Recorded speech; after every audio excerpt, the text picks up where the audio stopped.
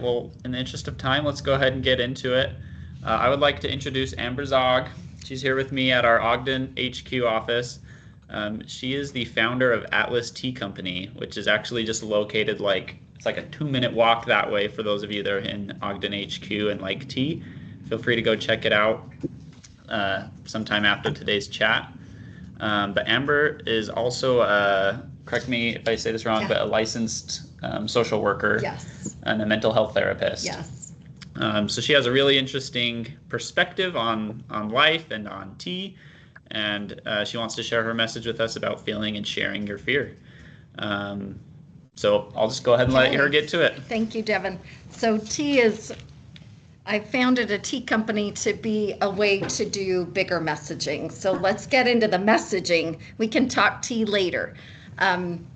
So I want to start off, in the 20th century, a lot was happening with child development and how humans behave. A lot of great psychologists, psychiatrists were really wondering, how do we learn? How do we learn something? So next slide, please. So I want to introduce a concept because in order to get to where we need to go today, we have to lay some groundwork. So Jean Piaget, he coined these two words, assimilation and accommodation. He sat with the question, how do we learn? Like, what is the process of learning?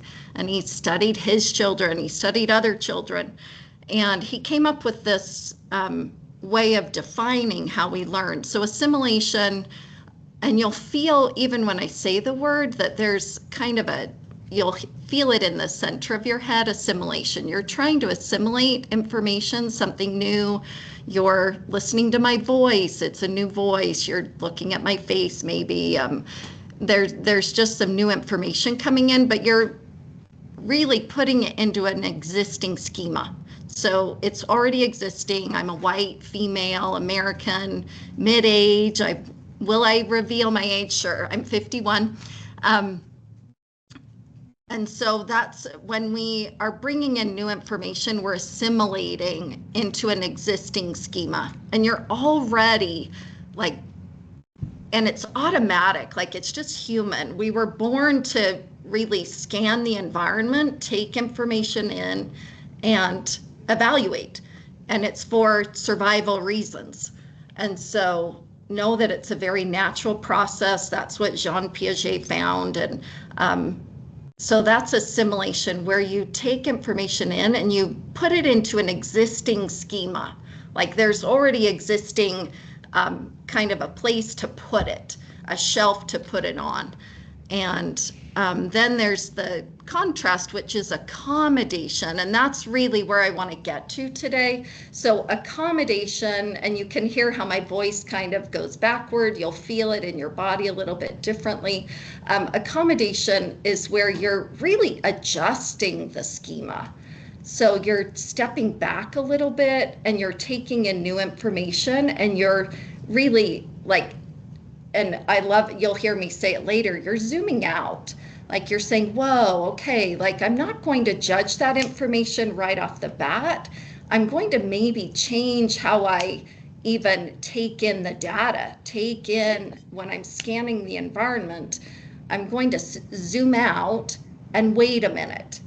So I usually say quick to judge, slow to understand, slow to judge, quick to understand.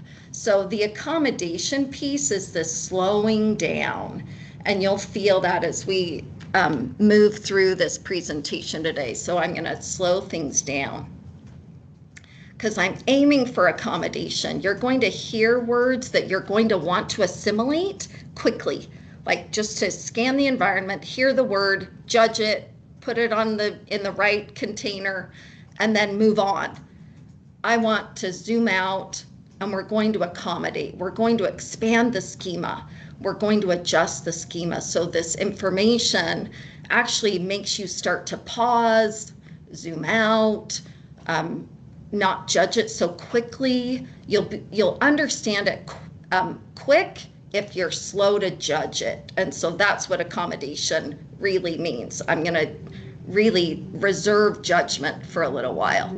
And you'll feel it in the body. There's sensation that goes along with it. So I have this, if you're watching the slide, I chose this slide. It's flooring, you can see it. So how many of you either know someone or you've been in this situation where you're in an older home and you're trying to do some renovation work? I mean, the bathrooms are really, where water is really, kitchens and bathrooms are kind of notorious for this, but there's usually like layer on layer of flooring. Has anybody been in that situation where there's like layers and layers of flooring and some of it is like dirtier and, you know, just, and you can see where the homeowner, to be quick, they just like add another layer of flooring just for cosmetic purposes. And so that's really so go into that moment, like when you really want to get to the subfloor, where to start all over again, you have to peel back layers and you have to go in and you have to kind of scrape it off and do some work. And so that's, again, what accommodation is. That's just a real life example of accommodation. So I want to peel back layers of learning that you've probably done already in your life.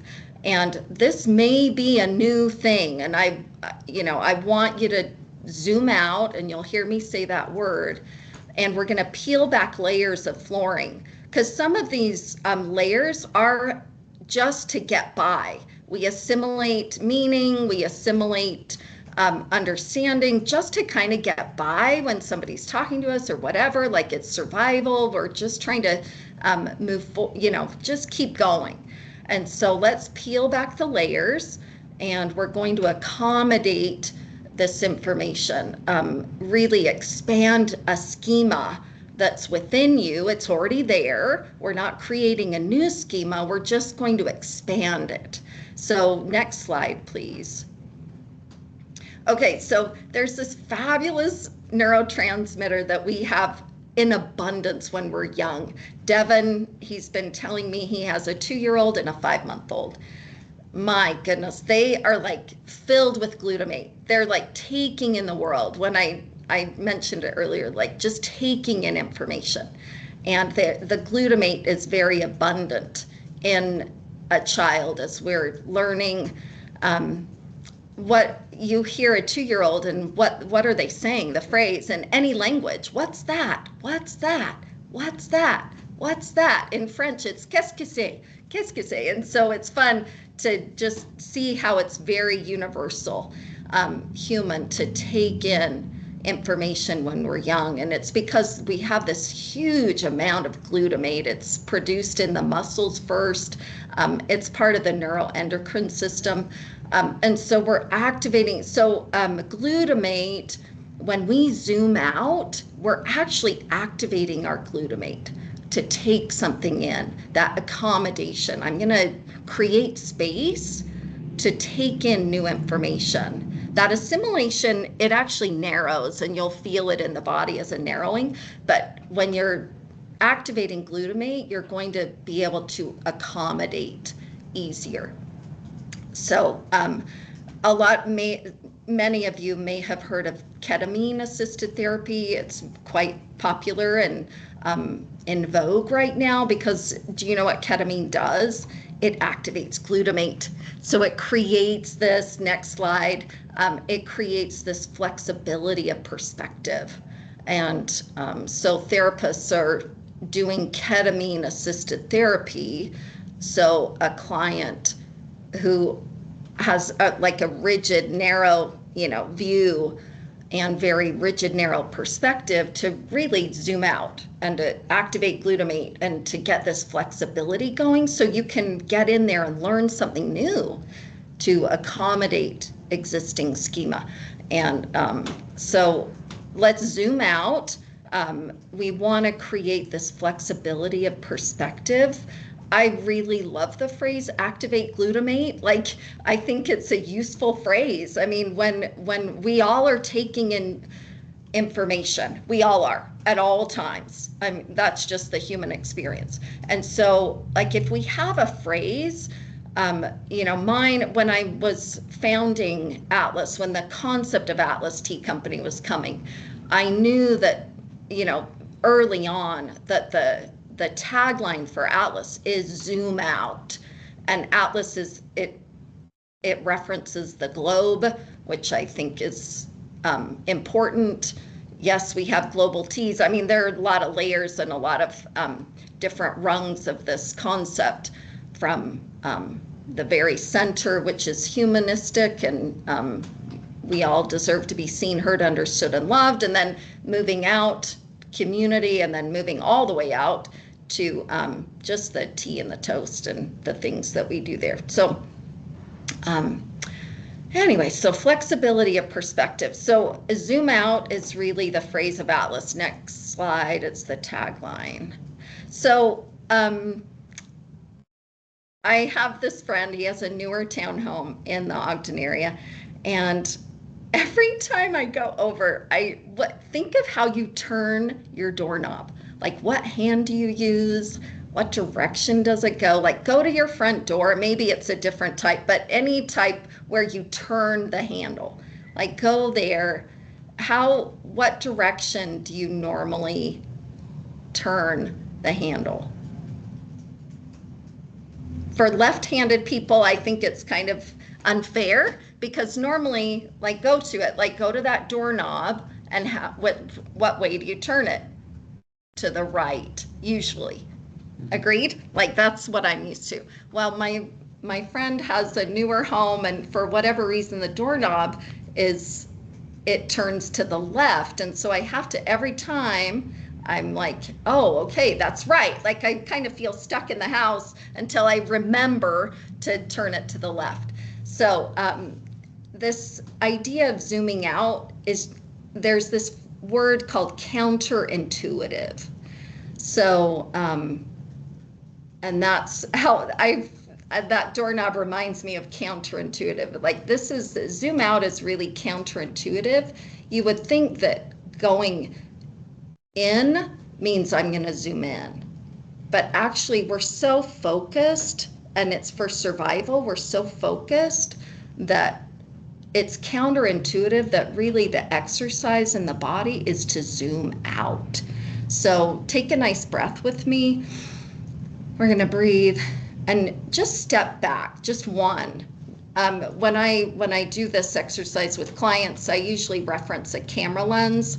So right now we're kind of at 10x, and you can feel some pressure in the middle of your head. You're focused on what I'm saying, maybe my voice. So it's counterintuitive, but you're going to step back to 5x. So go to 5x. So think of a camera lens, like on your phone or whatever. You were at 10x, and now you're going to zoom out. And you're actually going to maybe start feeling your chest a little bit that you didn't notice before. Nice breath. You may start noticing just a little bit more, taking in more information in your environment. Nice breath. Like, it's not easy for us. It is counterintuitive. Zoom out. Feel that 5x. Remember, we're laying groundwork for the total top of the mountain thing that we're going to do. So zoom out. Feel that 5x experience. There's a lot of flexibility in human perspective. It's really cool when you find it. So go to 5x. See if your chest gets a little more sensation. You're kind of noticing your chest a little bit more. Your head is released a little bit of that focus, that 10x, that really narrow. Zoom out to 5x. And now we're going to go to 1x. So that's even more. Step back again, zoom out again, take that camera lens and really zoom out in your perspective. And you may even feel your deep belly a little bit, like you're just going to feel a little bit more in your body. Just notice. Nice breath, take a nice breath. If you feel like you narrowed again, zoom out again. Like just feel this possibility that there's a lot of flexibility within your perspective. Nice breath. Zoom out. Feel your chest a little bit more. We're going to open up your nervous system. Living is a full body experience, and so we need to know that there is sensation, and I'll get to that slide in a minute, but there's a lot going on deeper within us. So zoom out, feel your chest. Nice breath. This is 5x. And then if you can zoom out again, you'll start to feel your deep belly a little bit, like your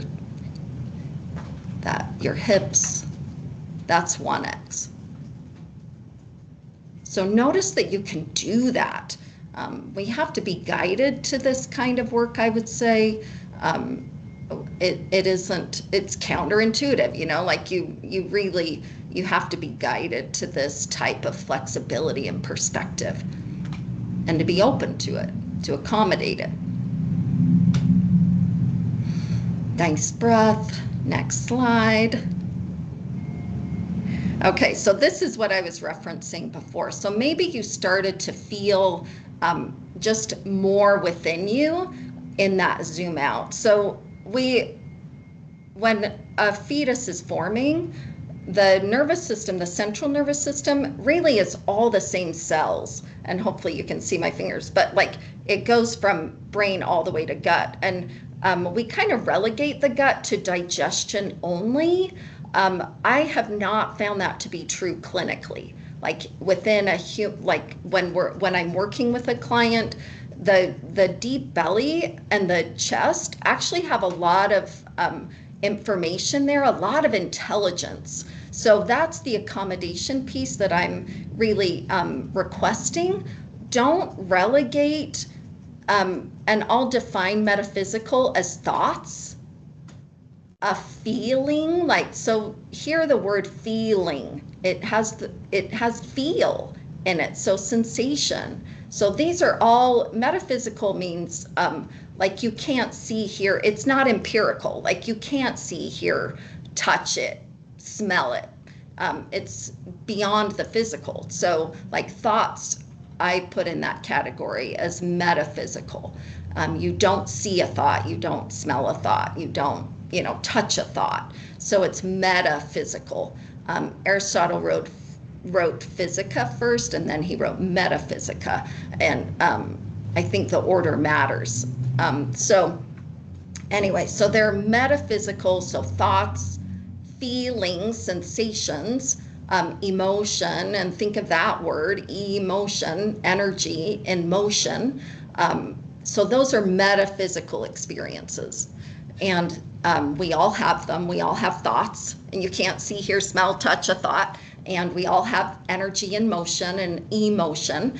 And we all have feelings, like sensations that accompany these metaphysical experiences. So, and you can't see, hear, feel, touch. What are the other 5 senses? Anyway, so these metaphysical experiences occur throughout the entire central nervous system. So when a fetus develops, I'll just do it again, head to gut, it's all the same cells, which I think is really like important information. Okay, next slide, please.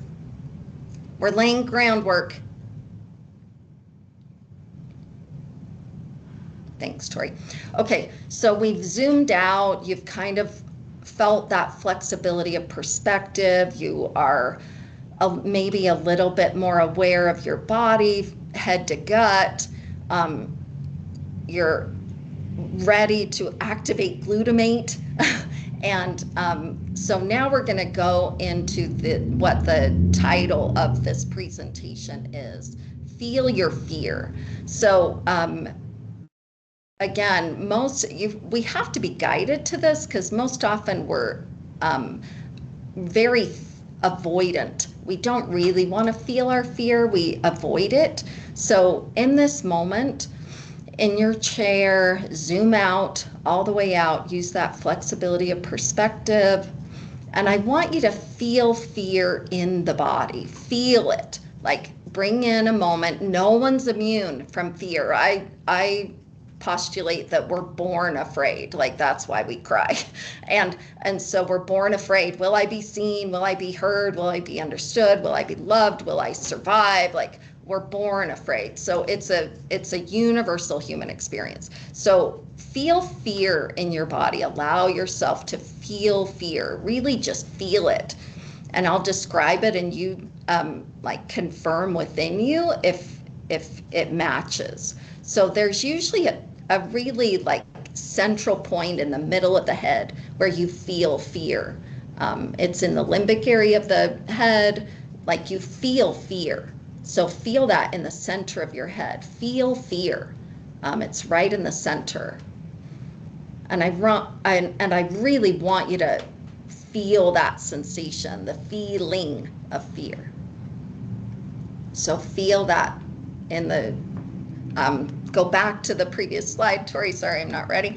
5 minutes. Okay, we're gonna go. Okay, I get it, thank you. So feel fear. So your chest is going to be tight, your deep belly is going to be constricted. So just feel fear. Feel it. Notice it in your body, because this is what you're going to start to create that accommodation for. It's like, oh, I feel that fear in my body. This really matters.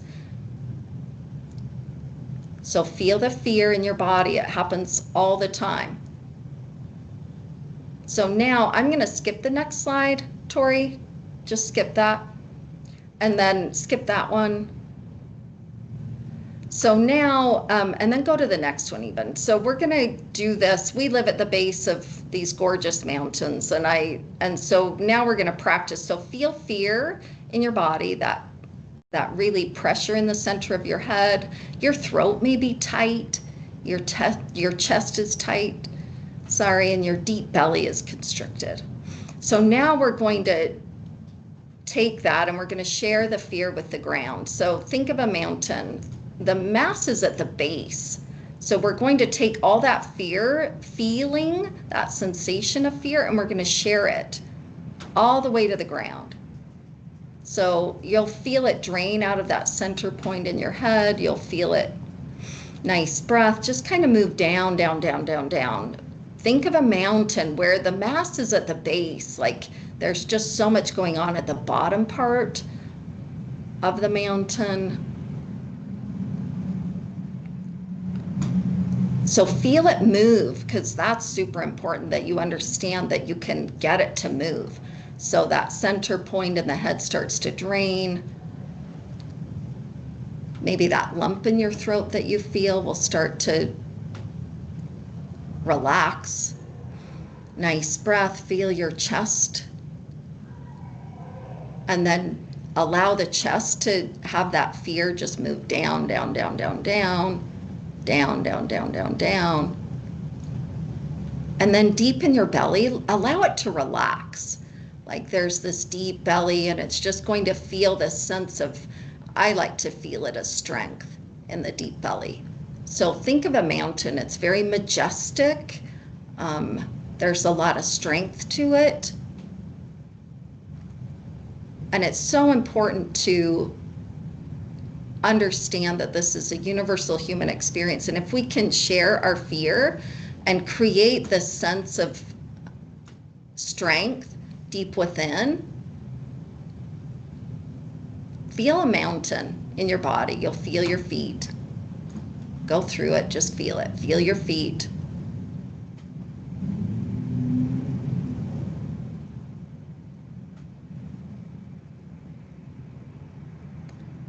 You're going to, as women in business, and this will be I've gotten my time warning. So as women in business, and as I founded this company, this exercise was vital. Fear really is a barrier to moving forward. I started this company at 50 years old. And sharing my fear with the ground being a majestic mountain through all the decisions that must be made have made all the difference. And I feel my strength grow as a woman in business by sharing my fear with the ground. I share it with the people around me. I'm so willing to share my fear and say, I'm scared. I feel the fear in my body. I'm scared. I have a lot that I'm managing as the chief executive of a new company, a new business. So if you can really zoom out, feel your fear, get into mountain pose, get in there all the time, feel your feet, feel that majesty of a mountain, you are going to really be able to move through barriers that would hold you back from learning, from accommodating new information, from really shifting how you're operating. When you're in a room, like women, if we share our fear and we're a mountain, man, we can really move forward and express and really feel our strength and our majesty. So thank you for having me today. I'm going to open it up for some questions. Devin said there may be a little bit of time. I'll pass it over to Devin. Thank you so much for having me.